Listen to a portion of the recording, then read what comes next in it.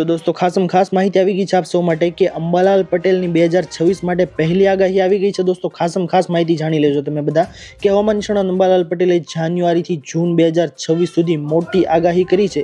જી હા, તેમણે જણાવ્યા મુજબ 2026ની શરૂઆતમાં કમોસમી વરસાદ અને હાડ થીજવતી ઠંડી છે તે થઈ શકે છે અને જાન્યુઆરીથી માર્ચ દરમિયાન ઠંડીનું જોર છે તે રહેશે, જ્યારે એપ્રિલમાં ધૂળની ડમરીઓ ઉડશે અને પતંગ રસિયાઓ માટે સારા સમાચાર છે કે 14 જાન્યુઆરી પવન સારો રહેશે અને જૂન 12ની આસપાસ ચોમાસાનું આગમન થશે અને આ વર્ષે એક સાયક્લોન પણ સર્જાવાની શક્યતા છે। તો ખાસ માહિતી આવી ગઈ છે દોસ્તો તમામ પતંગ રસિયાઓ માટે અને અંબાલાલ પટેલની 2026 માટેની આ નવી લેટેસ્ટ આગાહી વિશે।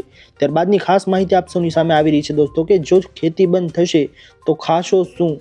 ખાસ માહિતી છે દોસ્તો કે ખેતી કરવી મોંઘી બની રહી છે, જેમ કે ખાતર, જંતુનાશક દવાથી માંડીને ખેત મજૂરોના ભાવ છે તે હવે વધી રહ્યા છે।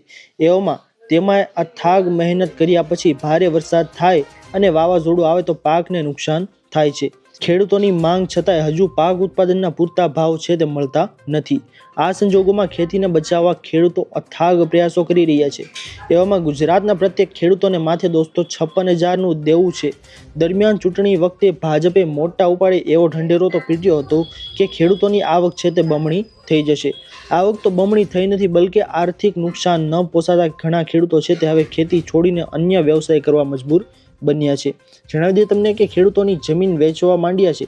કેન્દ્ર સરકારના રિપોર્ટ મુજબ ગુજરાતના પ્રત્યેક ખેડૂતોને માથે ₹56,000નું દેવું છે અને રાજ્યના 55 લાખ ખેડૂતોએ બેંક લોન લીધી છે। એટલું જ નહીં, ₹14,000 કરોડનું દેવું છે તે હવે ગુજરાત ઉપર છે। ખાસ માહિતી છે દોસ્તો કે જો ખેતી બંધ થશે અને આવું નવું ચાલશે તો આપણે બધા ખાશું શું।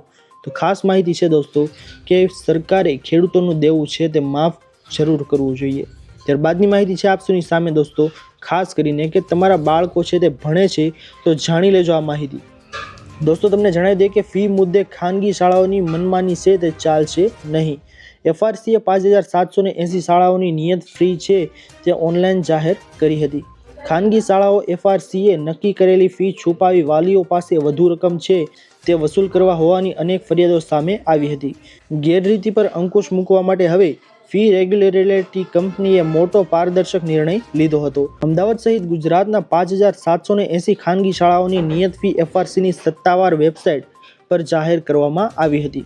ખાસ માહિતી છે દોસ્તો કે તમારા બાળકો પણ જો ભણે છે તો આ માહિતી ખાસ જાણી લેજો, કારણ કે ઓનલાઈન જાહેર કરેલી ફી છે તે FRCએ તે નક્કી કરેલી ફી છે તે વાલીઓથી છુપાવવામાં આવી રહી છે અને વધુ રકમ છે દોસ્તો તે વસૂલાત કરવામાં આવી રહી છે। ત્યારબાદની માહિતી આપસોની સામે આગળ આવી રહી છે વધારે દોસ્તો કે સ્માર્ટ મીટર અંગે ફરી વિરોધ। દોસ્તો તમને જણાવી દઈએ કે ઉર્જા મંત્રીના નિવેદન પર આમ આદમી પાર્ટીના પ્રદેશ પ્રમુખ ઈસુદાન ગઢવીએ બળતો પ્રહાર કરતા જણાવ્યું હતું કે ઉર્જા મંત્રીએ નિવેદન આપ્યું છે કે ગમે તે કરી લો, સ્માર્ટ મીટર તો લગાડીને જ રહીશું। દોસ્તો તેમણે કહ્યું કે અમને ખબર છે કે તમે કંપનીઓના દલાલ છો, પ્રજાનું ક્યારેય વિચારતા નથી। તમે એવું કહો છો, ભ્રમણ ફેલાવો છો, પરંતુ એવા સેંકડો લોકો છે જેના બિલ વધારે આવ્યા છે। અત્યારે 2 મહિના વાપર્યા પછી લાઇટ બિલ ભરીએ છીએ, 6 મહિના પછી તમે સ્માર્ટ મીટર લગાવીને કહેશો કે હવે એડવાન્સ વાળું પ્રીપેડ લેવું પડશે તો જ તમારું સ્માર્ટ મીટર ચાલશે, નહીંતર લાઇટ જતી રહેશે। એવા કેટલાય પરિવારો છે જેની પાસે લાઇટ બિલ ભરવાના પણ પૈસા નથી।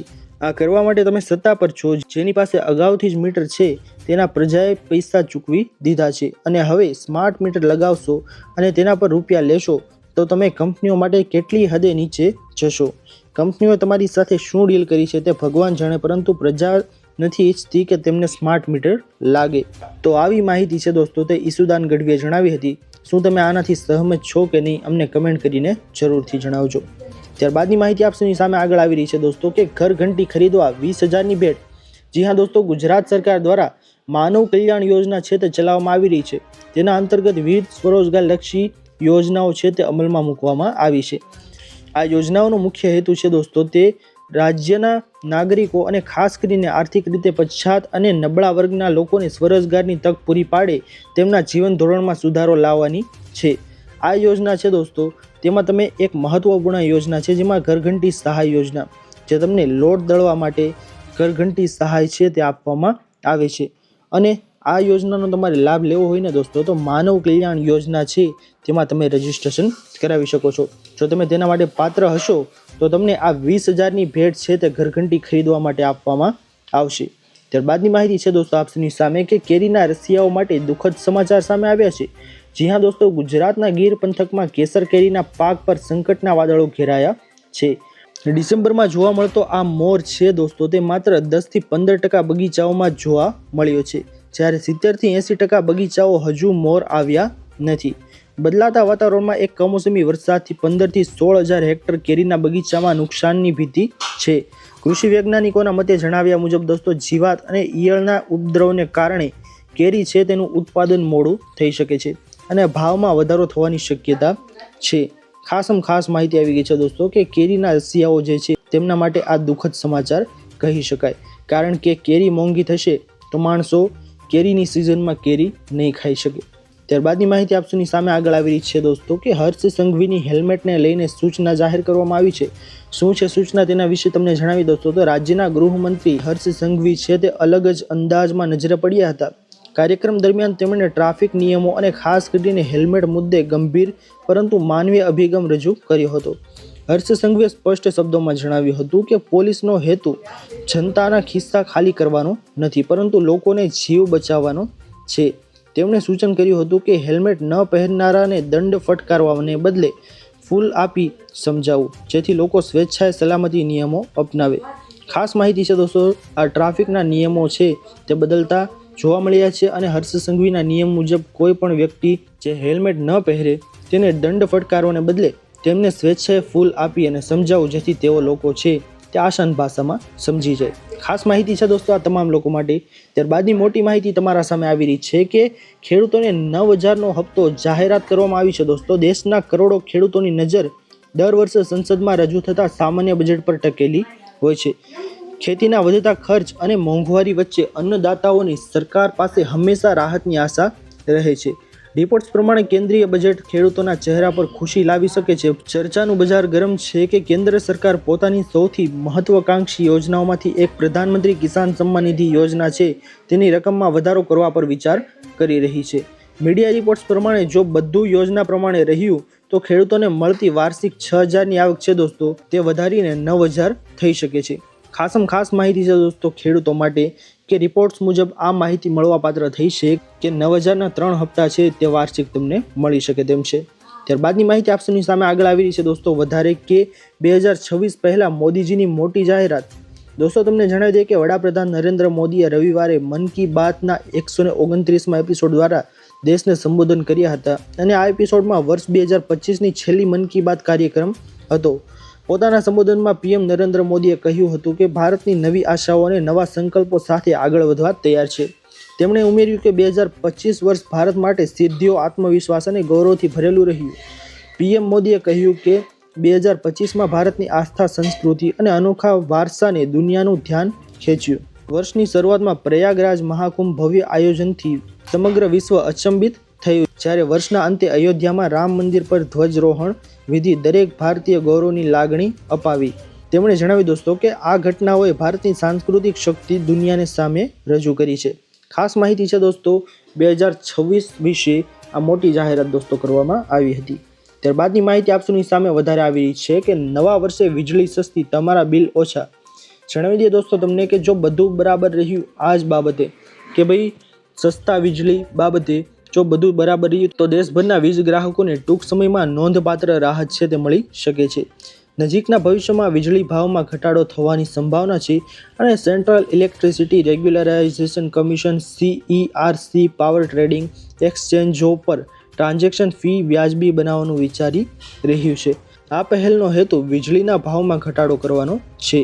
આ સુધારાઓની કાર્યક્ષમતા વધારવા, પ્રવાહિતાને મજબૂર બનાવવા અને વિવિધ એક્સચેન્જોમાં કિંમતોને વ્યાજબી બનાવવામાં મદદ કરશે, જેથી દોસ્તો નવા વર્ષે વીજળી તમારે કદાચ સસ્તી થઈ શકે તેમ છે।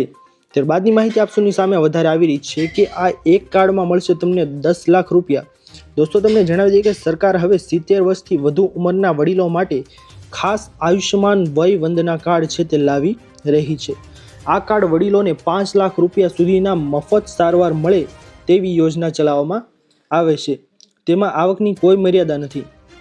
કાર્ડ બનાવવાની પ્રોસેસ પણ સહેલી છે અને કારણ કે માત્ર 5 થી 10 મિનિટમાં સ્માર્ટફોનથી ઘરે બેઠા તમે આ જે કાર્ડ છે દોસ્તો તે બનાવી શકો છો। આ યોજના આયુષ્યમાન ભારત પ્રધાનમંત્રી જન આરોગ્ય યોજના છે દોસ્તો, એનો જ એક ભાગ છે। વડીલોના સ્વાસ્થ્ય માટે સરકારનું આ મોટું પગલું છે, જેથી દોસ્તો તમે પણ આ યોજનામાં લાભ લેવા માંગતા હોય તો તમે ઘરે બેઠા આ કાર્ડ છે દોસ્તો તે બનાવી શકો છો। આ એક કાર્ડમાં દોસ્તો તમને 10 લાખ રૂપિયા સુધીની સારવારની પૂંજી છે તે મળી શકે છે। ત્યારબાદની માહિતી આપ સૌની સામે આગળ આવી રહી છે દોસ્તો વધારે કે સરકારી કામો હવે ફોનથી થશે। તમને જણાવી દઈએ કે રાજ્યના સાયન્સ એન્ડ ટેકનોલોજી વિભાગ અને ડાયરેક્ટર ઓફ ICT તેમજ ઈ ગવર્નન્સ દ્વારા વોટ્સઅપ નંબર જાહેર કરીને નાગરિકોને તેના મોબાઈલ નંબર પર જ આવકનો દાખલો, જાતિનું પ્રમાણપત્ર જેવી વિવિધ સુવિધાઓ વ્યવસ્થાઓ મળી રહે તેવી જાહેરાત કરી છે। આ માટે લાભાર્થીએ નંબર પર હેલો મોકલવાથી સામેથી જવાબ આવશે। આ સેવાનું સુશાસન વિશે તમને જણાવીએ તો દિવસે મુખ્યમંત્રી ભૂપેન્દ્ર પટેલે લોકાર્પણ કર્યું હોવાથી આ સેવા આગામી દિવસોમાં વોટ્સઅપ આપના ચેટબોર્ડ વર્ઝનને અપડેટ કરવામાં આવશે, જેથી ખાસ માહિતી છે દોસ્તો સરકારી કામો હવે તમારા ફોનથી થશે। તો દોસ્તો આ હતી આજની સૌથી મોટી અને મહત્વપૂર્ણ તમામ ખેડૂતો, તમામ લોકોને કામ લાગી શકે તેવી માહિતીઓ। આશા કરું છું દોસ્તો કે આપ સૌને આ માહિતીઓ છે તે પસંદ આવી હશે। જો પસંદ આવી હોય તો વિડીયોને લાઇક કરવાનું ભૂલતા નહીં। ચેનલ પર નવા આવ્યા હોય તો અમારી ચેનલ ખેડૂત ઓનલાઈન પોઈન્ટને સબસ્ક્રાઇબ કરી અને બાજુમાં આપેલા બેલ આઇકનને પણ પ્રેસ કરી દેજો, જેના લીધે આવી જ મહત્વપૂર્ણ અપડેટ્સ અને આવા જ સમાચાર તમને આ ચેનલના માધ્યમથી મળતા રહે। તો દોસ્તો મળીએ હવે પછીના વિડીયોમાં, ત્યાર સુધી જય હિન્દ અને વંદે માતરમ।